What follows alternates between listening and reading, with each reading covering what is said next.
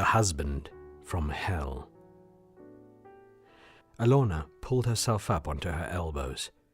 The room was dark, the place silent. The small rectangular glass panel in the wooden door let in a snide of light. She was frightened. A whole new world lay ahead of her, and she had no idea what it demanded. Turning to face the window, she slowly twisted her legs around and stretched her feet onto the cold, tiled floor. She stood up slowly, a little unsteadily. She was still sore, but the pain was endurable now. She turned to look into the small cot. Ndapewa was fast asleep. She stared at his tiny face, his perfect features. His tiny chest rose up and down as he slept. He was amazing. Just 9 months earlier, naive and hardly 17, Alona had missed a period. She had been terrified. The man responsible had only done it once. Surely she couldn't be.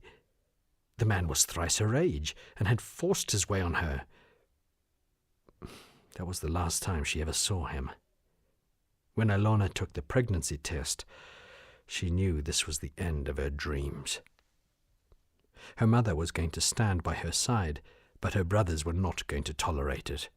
Trying to tell them that she hadn't been raped wasn't something they accepted. So she decided she was going to try and look after her son, and maybe one day she would be redeemed. As Alona sat on the tiny hospital bed, she still felt afraid. She felt so young and irresponsible, and had no idea how to look after a baby. She had wanted to make something of her life, go to university or nursing school. How could she do that with a baby to look after? But looking at his perfect little face now, she could feel herself begin to melt. Labor had been long and hard-going, but she had a feeling it may have been worth it. Perhaps things would be okay after all. Maybe my life will turn to the opposite of my name one day, she thought.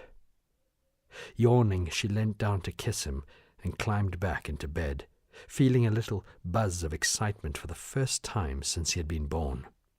As she lay there, staring at him, she felt her eyes get heavy and drifted back to sleep. What felt like only moments later, she was woken by voices. Her mother and brothers had arrived. She adjusted her eyes to the bright sunlight that now shone through the window. Remembering where she was, she knew that the family drama was about to begin. Words would be exchanged, and the mother would be blamed for all the misfortunes in the family. After that ordeal, now almost 15 years later, Alona believed that she had been given a second chance. Being appointed the first woman chief executive officer for the company had definitely come with a price.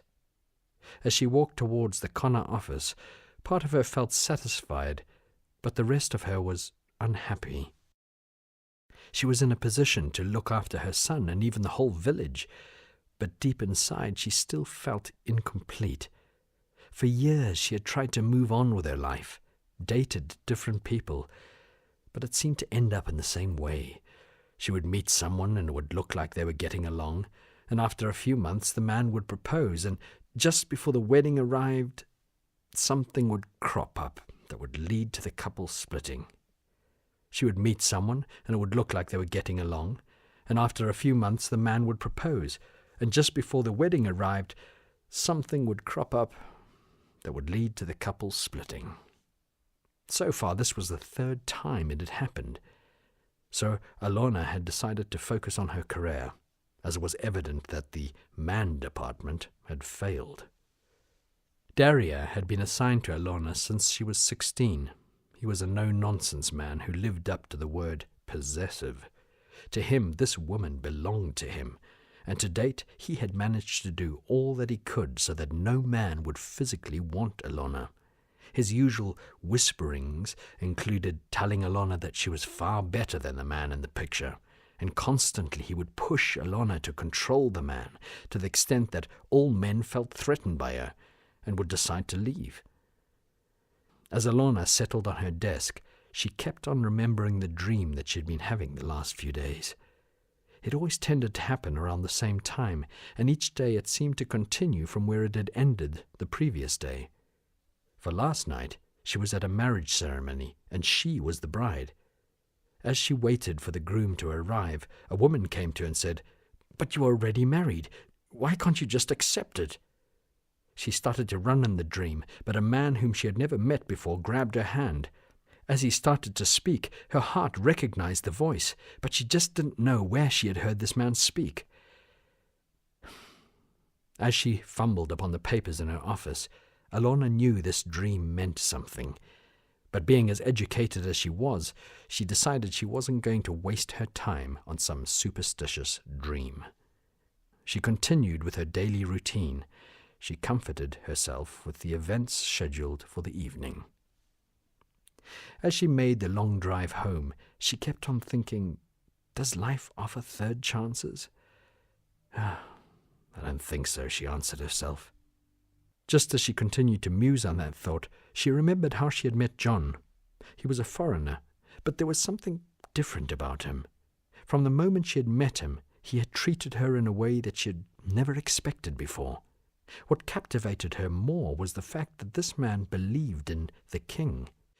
At times she wished she could stop all his constant escapades, but at the same time she admired the passion in the man. As she looked at herself in the mirror, she was happy. John had said this was a special day for them, and he had something important to say. Her phone rang. As she stared at the phone, she could see that it was John's friend. "Oh, I hope he is not cancelling on me," she thought as she answered. Within a few seconds, Alona's world was shattered. She thought it was a joke, then decided to phone John's phone, but there was no response. She felt the biggest pain pierce her heart. Meanwhile, Daria marveled at what he saw. That boy had been getting too big for his shoes, encroaching on a territory that didn't belong to him. As Alona continued to cry, she suddenly remembered the last part of her dream, and then the constant mention of the word that John kept on repeating. "You surely must be there. I know I haven't talked to you in a while. It's been years, actually, but right now I come to you. John said you answer and you even love me, but right now I just don't understand what is happening to me, and why can't I seem to be loved? I'm not a big believer in a lot of religious stuff, but right now I need your touch. I need you, Yeshua." Within an instant, the warriors had surrounded Alona's house. Daria was sent back to hell before he even knew what had happened. Berura, the king's warrior in charge of purity, collected all the tears into a jar.